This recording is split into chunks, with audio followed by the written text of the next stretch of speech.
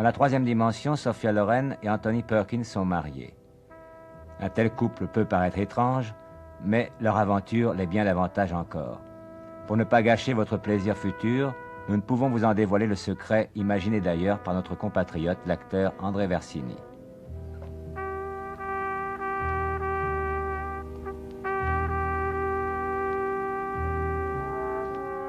Anatole Litvak, d'autre part, dont un tournage épuisant a altéré la santé, n'a pu répondre à nos questions. En revanche, France Roche a rencontré Anthony Perkins, un personnage peu banal, comme vous allez le voir.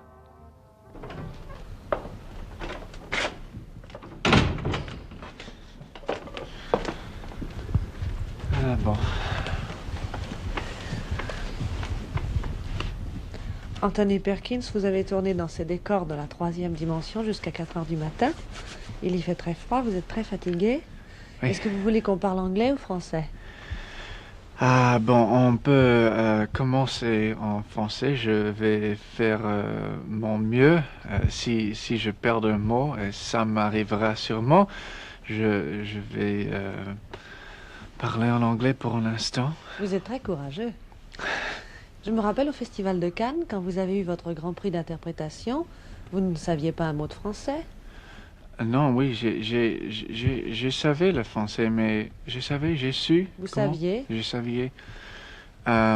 Mais là-bas, il y a beaucoup des journalistes qui veulent des histoires sensationnelles. Alors, ils suivent les acteurs étrangers avec l'espoir qu'ils feront une faute si grave qu'il peut écrire le contraire que l'acteur veut dire. Alors vous disiez froidement que vous ne saviez pas parler français? Oui, comme ça, oui. C'était de la prudence. Oui.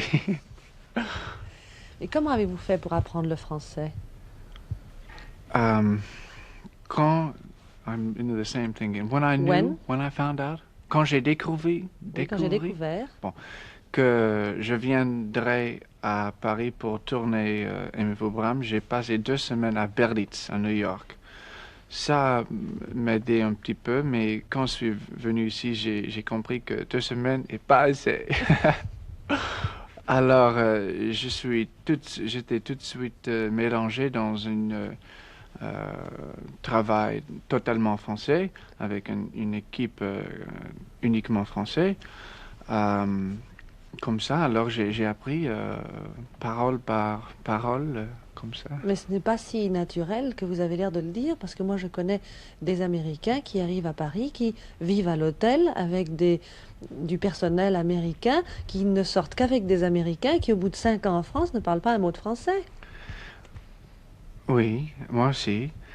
Mais quand je suis arrivé, la production de Aimez-vous Brahms m'avait mis Oui. dans un hôtel très bien, très chaud, très... bien gardé. Comment? Bien gardé. Bien gardé, très sain, très stérilisé, on peut dire, un peu côté hôpital. Très bien, très bien. Mais à la fin d'une semaine, je me suis donné l'impression que je ne suis pas vraiment en France, qu'il manque quelque chose de vrai comme ça. Alors j'ai cherché un appartement et heureusement, je suis arrivé tout de suite en acheter? Non. Louer? To find. Découvrir? Trouver?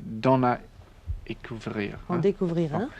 Alors, à ce moment, j'en ai eu marre avec ce hôtel. Alors, j'ai fait mes valises et tout ça, et j'étais dans l'appartement sans penser que ça peut être difficile et tout ça. Mais c'est difficile d'avoir une concierge française. Oui, parce que là-bas, dans cet appartement, dans tout la meuble, il n'y avait personne qui parle un mot d'anglais. Tout ça ne nous éclaire pas tellement sur votre vie privée. D'ailleurs, voyez-vous, Anthony Perkins, je trouve que vous êtes le comédien que j'ai rencontré qui a la vie privée la plus privée. Généralement, les gens disent je ne veux rien dire à la presse, j'ai une vie privée, puis ils se marient, ils se fiancent, ils divorcent, tout ça devant tout le monde. Et vous, au fond, on ne sait jamais rien de vous. Alors, il y a un secret pour pour garder une vie privée, et c'est de ne jamais répondre que « Ah non, non, ça c'est ma vie privée, je ne veux pas de ça ». Il faut toujours essayer de répondre une dixième, une huitième de la réponse, ou évader un tout petit peu de l'idée de la question, mais jamais faire croire aux gens que vous avez quelque chose à cacher. Ah bon. Alors, dites-moi un huitième de la réponse. Mais qu'est-ce que c'est la question?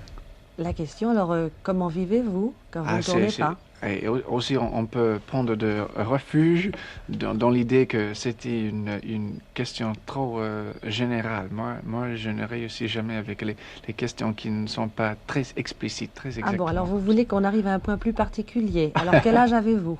29.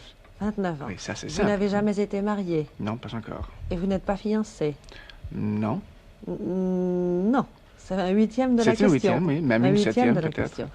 Et vous avez des parents? J'ai ma mère, pas mon père. Et qu'est-ce qu'elle fait, votre mère? Oh, elle vit à New York, très calmement. Elle ne fait pas la mère très... possessive? Très possessive, ni la mère qui dit mon fils, il fait ça. Elle était mariée avec un acteur aussi, c'est mon père. Alors, elle sait ce que c'est qu'un acteur. C'est ça, merci. Comment se fait-il que vous soyez resté si longtemps en Europe? Vous avez tourné coup sur coup Aimez-vous Brahms, Phèdre, maintenant La Troisième Dimension. C'est rare pour un acteur de Hollywood. Le secret est de ça, ou l'explication? C'est si on fait un film sur place, ça veut dire les producteurs de ce pays où vous êtes, ça c'est la mauvaise française. Si, du pays où vous êtes. Ah oui, c'est vrai. Ils ont le courage de proposer les scénarios à vous, puisque vous êtes déjà là. On peut téléphoner, on dit vous aimez le scénario ou vous n'aimez pas. On peut proposer un déjeuner ou un cocktail ou petites choses, mais on ne veut pas faire envoyer les scénarios à Hollywood par à travers l'Atlantique. Oui, on a l'impression que les scénarios n'arriveront pas là-bas. Quelque chose va arriver, le courrier, il n'arrivera pas à Hollywood. Il s'arrête à Chicago. Qu'il fera fondre en route. Oui, ça va fondre, comment? Qu'il fera disparaître. Exactement ça.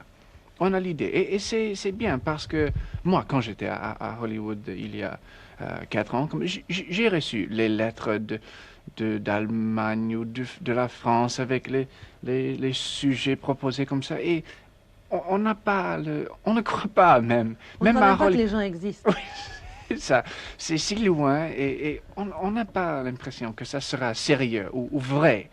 Alors, c'est seulement quand on est sur place, comme moi j'étais à Paris, même pour les films américains qui se tournent ici, disons Phèdre, c'est un film américain, totalement américain.